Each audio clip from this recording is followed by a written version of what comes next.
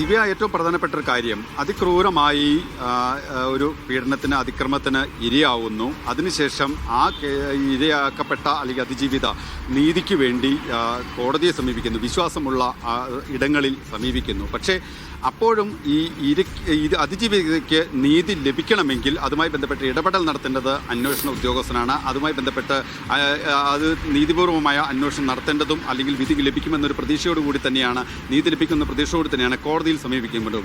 പക്ഷേ ഏതൊക്കെ സാങ്കേതിക കാരണം പറഞ്ഞാലും ഒരു അതിജീവിത അതിന് നീതി ലഭിക്കുന്നതിന് വേണ്ടി ഇത്രമാത്രം കടമകൾ കടക്കേണ്ടി വരുന്നു എന്നുള്ളത് തന്നെയാണ് ഇതിൽ ഏറ്റവും കൂടുതൽ പൊതുസമൂഹം ചർച്ച ചെയ്യപ്പെട്ട ഒരു കാര്യവും ഇനി ചർച്ച ചെയ്യപ്പെടേണ്ട ഒരു കാര്യവും.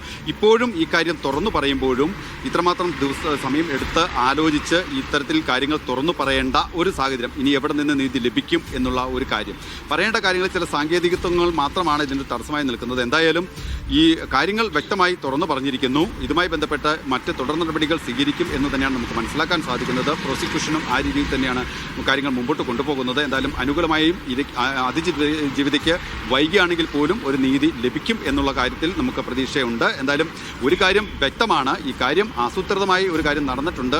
ഇതിൽ 6 പ്രതികൾ ഉണ്ട്. 4 പേരെ കോടതി വെറുതെ വിട്ടെങ്കിലും 6 പേർ പ്രതികളായിട്ടുണ്ട്. അവർക്ക് ശിക്ഷ വിധിക്കുകയും ചെയ്തിട്ടുണ്ട് എന്നുള്ളത് ഒരു വസ്തുതയെ തന്നെ നിലനിൽക്കുകയും ചെയ്യുന്നുണ്ട്. അങ്ങനെയാണെങ്കിൽ ഇതിൽ ഒരു ഗൂഢാലോചന ഉണ്ടാകും. ഈ ഗൂഢാലോചന ആര് നടത്തി എന്നുള്ളത് ഒരു സംശയമായി തന്നെ ഇപ്പോഴും നിലനിൽക്കുന്നു. ഒരുപക്ഷേ പൾസർ സുനിയുടെ നേതൃത്വത്തിൽ അവർ തന്നെയാണ് ഈ ഗൂഢാലോചന നടത്തിയത് എന്ന് നമുക്ക് സാങ്കേതികപരമായി പറയാൻ സാധിക്കുമെങ്കിലും ആർക്ക് വേണ്ടിയാണ് പൾസർ സുനി ഈ കാര്യം ചെയ്തത് എന്നൊരു ചോദ്യം ഇപ്പോഴും നിൽക്കുന്നു. അങ്ങനെ ഒരാൾ ഉണ്ടോ എന്നുള്ളത്.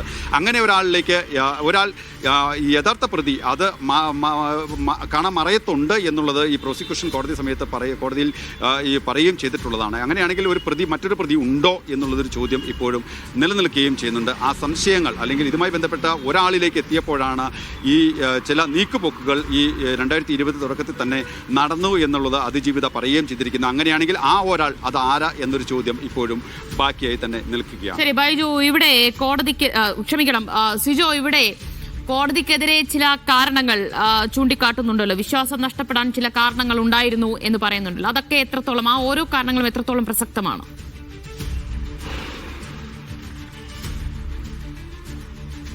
ഇതിൽ പറഞ്ഞിരിക്കുന്ന അല്ലെങ്കിൽ ഹാജരാക്കിയിരിക്കുന്ന ഓരോരോ കാര്യങ്ങൾ, അതുമായി ബന്ധപ്പെട്ട കോടതി നടത്തിയിരിക്കുന്ന നിരീക്ഷണങ്ങൾ, അതായത് ഏറ്റവും പ്രധാനപ്പെട്ട കാര്യം ഈ ഹാഷ് വാല്യൂ, മൊബൈലിൻ്റെ മെമ്മറി കാർഡിൻ്റെ ഹാഷ് വാല്യൂ മാറിയതുമായി ബന്ധപ്പെട്ടിട്ടുള്ള കാര്യങ്ങളാണ്. ഈ കാര്യങ്ങൾ ഇതുമായി ബന്ധപ്പെട്ട മെമ്മറി കാർഡ് നേരത്തെ തന്നെ തുറന്ന് പരിശോധിച്ചു എന്ന് അടക്കമുള്ള കാര്യങ്ങൾ ചൂണ്ടിക്കാണിച്ചു. പ്രധാനപ്പെട്ട ഒരു തെളിവാണ്.